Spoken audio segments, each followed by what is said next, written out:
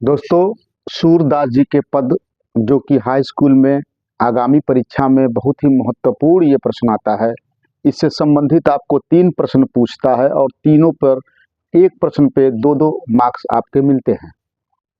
तो सबसे पहले हम सूरदास जी के ये जो पद है, इस पद की हम व्याख्या करेंगे, संदर्भ सहित बताएंगे आपको, फिर इनके प्रश्न का उत्तर देंगे। उम्मीद है आप लोग को आसानी से समझ में आएगा। आप लोग कॉपी और कलम अपने साथ रखें और चलिए शुरू करते हैं। चरण कमल बंदो हरिराई, जाकी कृपा पंग गिरि लागे, अंधे को सब दर्शाई।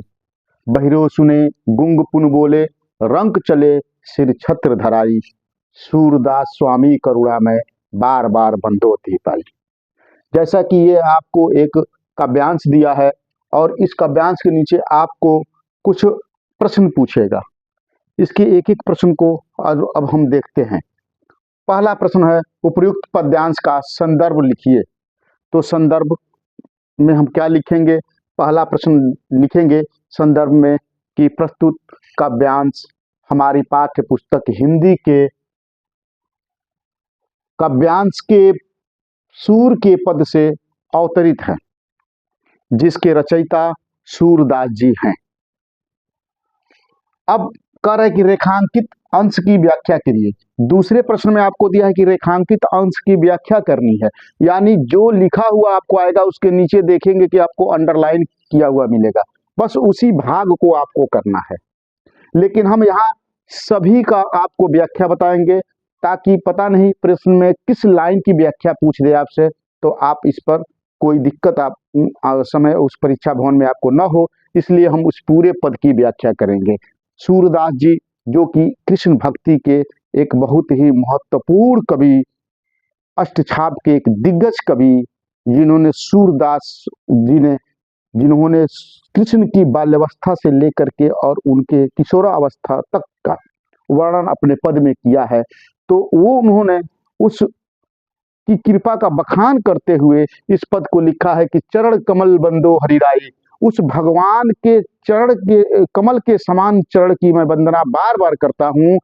क्यों? क्योंकि जाकी कृपा पंगु गिरि लागे, जिसकी कृपा से लंगड़ा पहाड़ लांग जाता है, अंधे को सब दर्शाई, और अंधा सब कुछ देखने लगता है। बहिरे सुने गुंग पुन बोले, बहिरों को सुनाई देने लगता है, गूंगा टनाटन बोलने लगता है।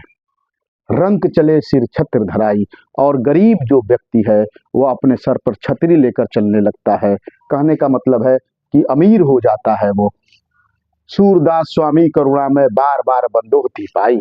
सूरदास जी कहते हैं ऐसे करुणा में भगवान श्री कृष्ण की वंदना मैं बार बार करता हूँ, जिनकी करुणा से ये सारी चीजें हो जाती है। जाकी कृपा पंगु गिरि लागे, अंधे को सब दर्शाई। जिसकी कृपा से पंगु गिरि लांग जाता है, अंधे को सब कुछ दिखाई देने लगता है। बहिरा सुने गुंग पुन बोले, बहरे को सुनाई देने लगता है, गूंगे को गूंगा टनाटन बोलने लगता है, और गरीब आदमी अपने सर पे छतरी लेकर चलने लगता है।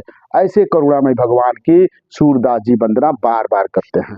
प्रश्न पूछ रहा है तीसरा, रेखांकित अंश में कौन सा अलंकार है? तो देखेंगे कि चरण कमल बंदो हरिराज, यानी कमल ही चरण है।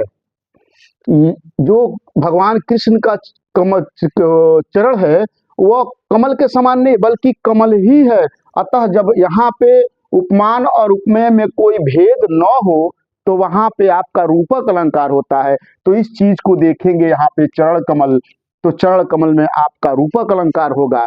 जबकि जाकी कृपा की पंगु गिरि लागे, अंधे को सब दर्शाई, बहिरो सुने गुंग पुन बोले, यानी यहाँ आपका ये अनुप्रास अलंकार भी आता है।